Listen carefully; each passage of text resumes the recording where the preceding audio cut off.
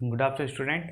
आज हम पढ़ेंगे स्टैटिक्स जीके में हिमाचल प्रदेश के बारे में। ठीक है, हिमाचल प्रदेश का मतलब पूरी विस्तार से आपको बताएं क्या क्या चीज़ें हैं, क्योंकि अभी जो न्यू चीज़ें जो पूछी जाती है आप लोगों से सिर्फ वही आपको बताइए, जैसा कि आपने थंबनेल में देखा है। ठीक है, तो हम स्टार्ट करते हैं। कैपिटल, कहाँ से स्टार्ट करते हैं? कैपिटल। ठीक है, कैपिटल, यहाँ की कैपिटल क्या है? यहाँ की कैपिटल है हिमाचल प्रदेश की शिमला। क्या यहाँ की कैपिटल? शिमला यहाँ की कैपिटल है। क्यों? ये सबसे बड़ा शहर है, यहाँ का सबसे बड़ा शहर के रूप में जाना जाता है, इसलिए यहाँ पे इसकी कैपिटल बना दी। और यहाँ पे सेकंड धर्मशाला है, मतलब भारत की सबसे बड़ी धर्मशाला के रूप में शिमला जाना जाता है। ठीक है, और सबसे बड़ी बात है क्योंकि शिमला का बहुत अच्छा घूमने के लिए टूरिस्ट लेवल है, इसलिए वहाँ पे धर्मशाला भी होना ज़रूरी है, क्योंकि टूरिस्ट प्लेस है, रुकेंगे, लोग आते हैं, बाहर से आते हैं, घूमने आते हैं, नहीं होता उतना पैसा, तो यहाँ पे सबसे ज़्यादा सेकंड सबसे बड़ी धर्मशाला यहाँ पर है। और हिमाचल प्रदेश का सबसे बड़ा शहर है कौन? शिमला। और यही इसकी क्या है? कैपिटल। किसी राज्य का जो सबसे बड़ा शहर होगा ना, उसको ही कैपिटल बनाया जाता है, ये हमेशा याद रखना। ठीक है, यहाँ की जनसंख्या और घनत्व कितना है? जनसंख्या और घनत्व। ठीक है, यहाँ की जनसंख्या है 68,64,602।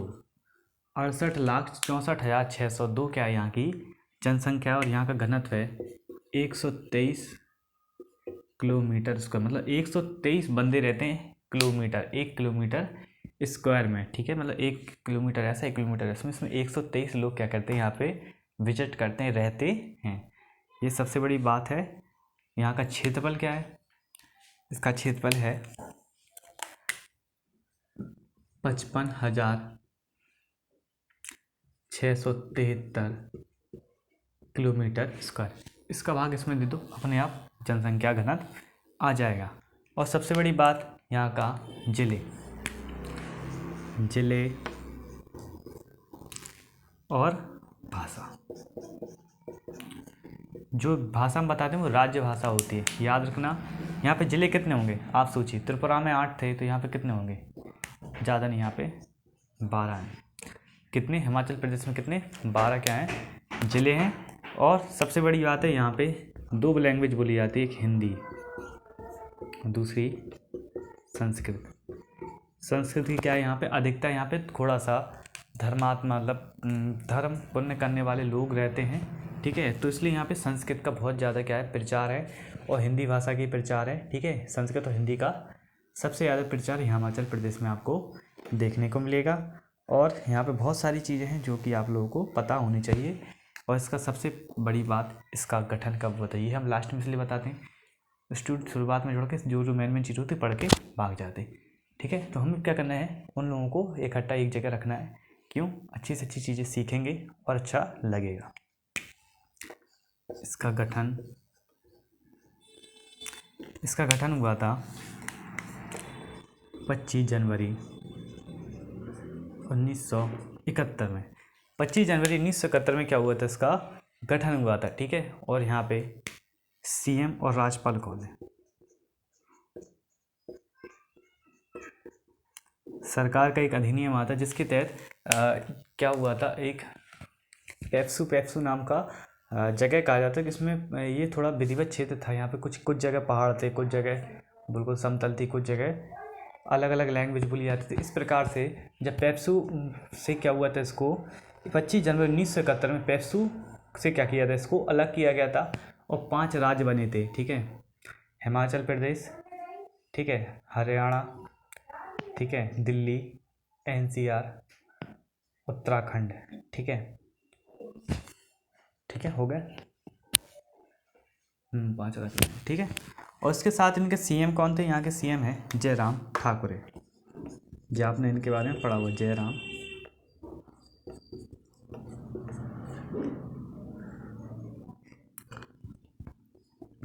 ठाकुर यहाँ के सीएम हैं। यहाँ के राज्यपाल हैं राजेंद्र विश्वनाथ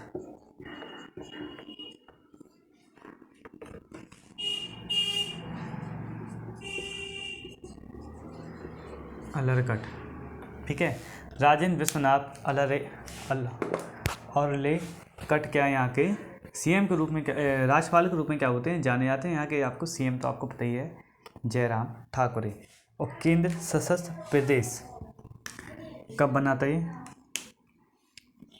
इससे पहले केंद्र सशस्त्र प्रदेश भी क्या बन चुका है। ठीक है, कब बना था ये चीज़ थोड़ा इम्पोर्टेंट है। केंद्र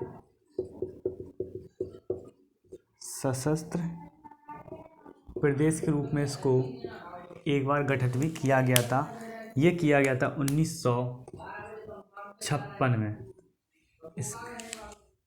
इसके बाद क्या हुआ था, इसको हटा दिया गया। ठीक है, क्यों कर दिया गया? क्योंकि यहाँ पे कुछ क्षेत्र में जो पेप्सू नाम की जगह थी ना, तो उसको लेके इसको हटा दिया गया। क्योंकि इसको केंद्रीय सशस्त्र प्रदेश घोषित इसलिए ही किया था क्योंकि वो पेप्सू जगह थी, एक बहुत बड़ी जगह थी जिसको एरिया को हैंडल करना था। और वो देखिए 5 उसमें कौन कौन से हुए थे, ये थोड़ा गलत बताया था हमने। पंजाब, ठीक है, पंजाब, ठीक है, पंजाब हुआ था, हरियाणा हुआ था, हिमाचल हुआ था, और दिल्ली हुआ था, और एक और उत्तराखंड। ये 5 राज्य हुआ था। वो उसमें गलत बोलते हैं एनसीआर नहीं आता, एनसीआर तो अभी आया। इसी तरह यूपी भी एक अपनी ला रही है। ठीक है, एससीआर ला रही है यूपी। नोएडा के क्षेत्र को, कुछ एक अलग क्षेत्र को दिल्ली की तरह ही वो क्या करेगी, अलग करेगी।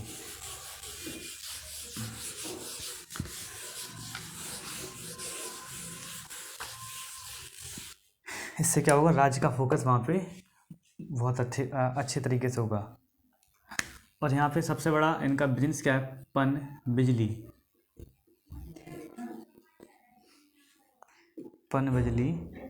ठीक है, इनका उद्योग है पन बिजली। यहाँ पे सबसे ज़्यादा पन बिजली क्या है, यहाँ का उद्योग है, जिससे कि ये दिल्ली, पंजाब और राजस्थान को क्या करती है, पन बिजली क्या करती है, बेचती है।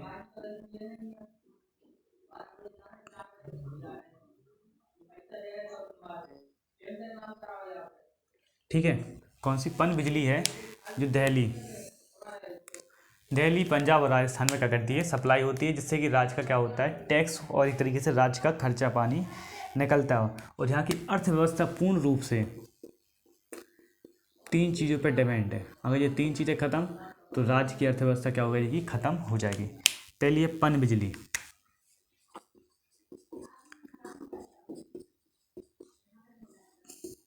पन बिजली, पर्यटन क्षेत्र है, और कृषि।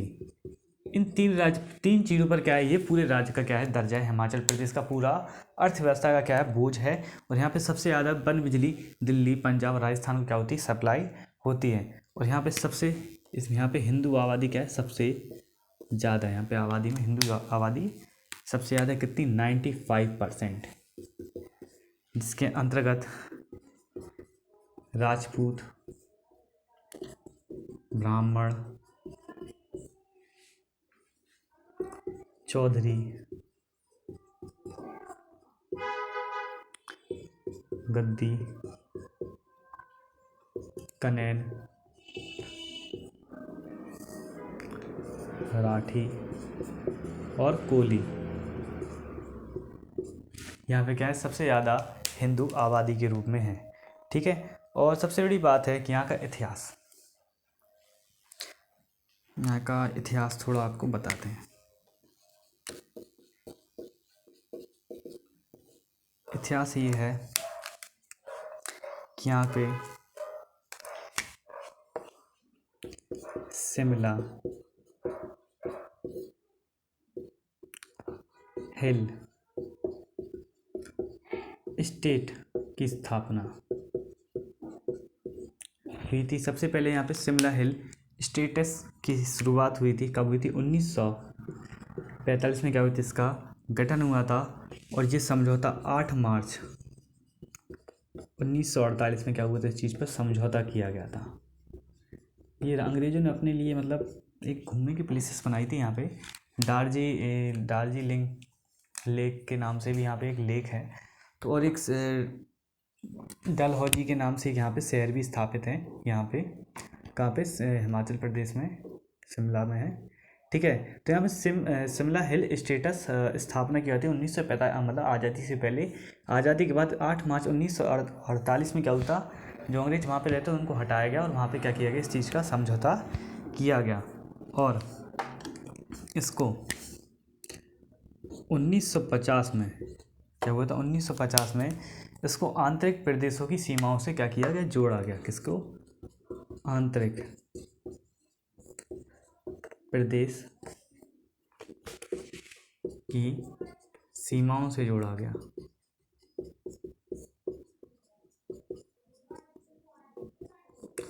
उन्नीस सौ 50 में क्या हुआ था, आंतरिक प्रदेशों की क्या किया था, सीमाओं से जोड़ा गया था। और इसके अंतर्गत एक बहुत सारी चीज़ें, देखिए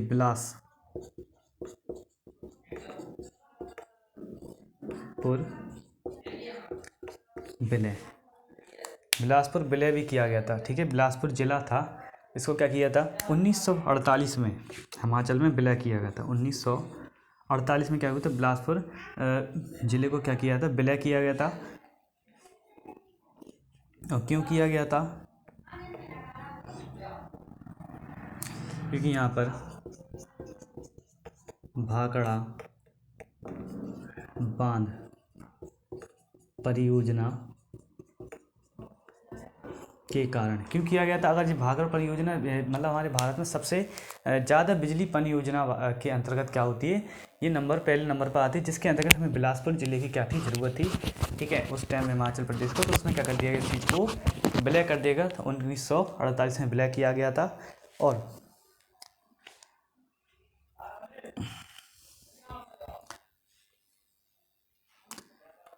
और इसमें 1 जुलाई, फिर से 1 जुलाई 1954 में कहलूर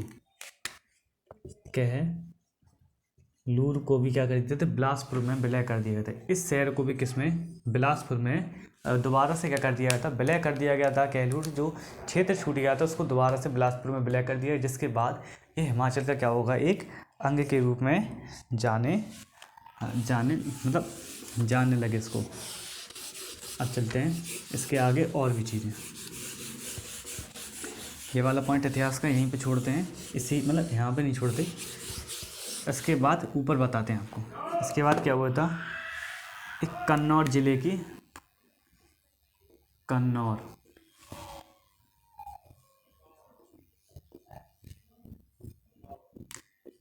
जिला की स्थापना की गई थी। इसके बाद राज्य के अंदर भी बहुत सारे काम होते हैं यार, समझने वाली बात होती है। बस आप वीडियो को लाइक कर दीजिए, शेयर कर दीजिए, चैनल को सब्सक्राइब कर दीजिए, इतना ठोक के कीजिए कि मज़ा आ जाए देख के, हमारा भी क्या वाह हमारे स्टूडेंट क्या कर सकते हैं। ठीक है, तो इसकी स्थापना कब हुई थी, 1 मई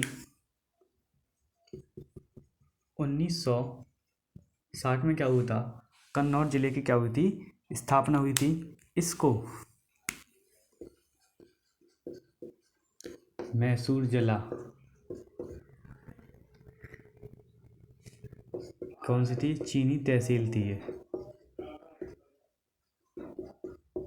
ये कौन सी थी, चीनी तहसील प्लस रामपुर तहसील को क्या किया गया, जोड़कर बनाया गया। किसको, रामपुर जिला और मैसूर जिला, जो चीनी तहसील थी उस टाइम कब्जा था, उसको खाली करा कर क्या किया गया, इसमें कन्नौज जिले की क्या की गई, 1 मई 1960 में क्या की गई, इसकी स्थापना की गई।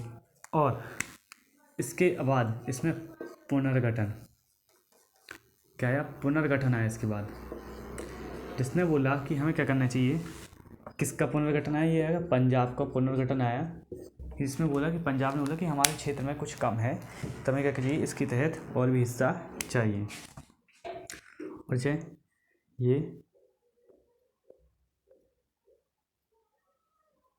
1966 में क्या आया, पुनर्गठन आया, पंजाब पुनर्गठन आया, जिसके तहत पंजाब और हरियाणा इन दोनों को क्या किया गया, पुनर्गठन किया गया। किसके तहत, पेप्सू के तहत पुनर्गठन किया गया। और फिर एक बार और पुनर्गठन आया 1972 ईस्वी में एक और पुनर्गठन आया। आपसे पूछा है कितनी बार पुनर्गठन आया तो आप बता सकते हैं 2 बार पुनर्गठन। एक पंजाब पुनर्गठन आया इस राज्य में, और एक बार आया 1972 में पुनर्गठन आया, जिसमें 24 जनवरी 1971 के बाद किसको हरियाणा को पूर्ण राज्य का दर्जा मिला। पहले पूर्ण राज्य का दर्जा प्राप्त नहीं था इसको, ठीक है।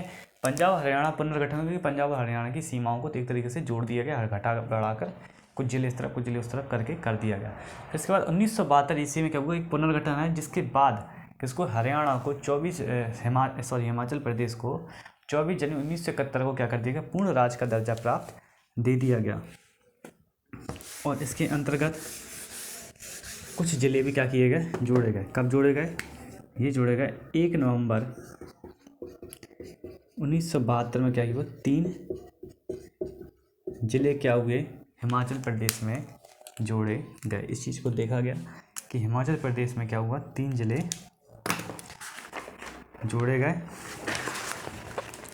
किसके पूर्ण दर्जा प्राप्त होने के बाद, ठीक है। अब चलते हैं इसकी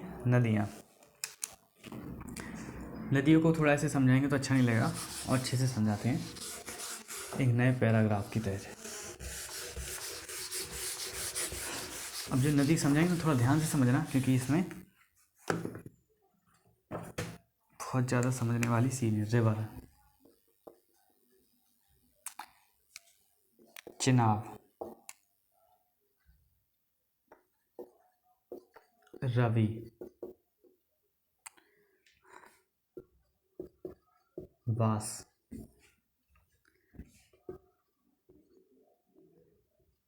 सतलज,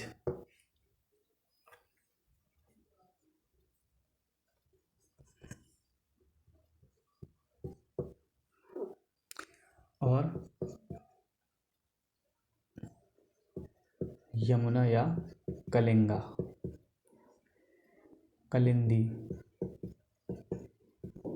यमुना बोल दो या कलिंदी बोल दो, ठीक है।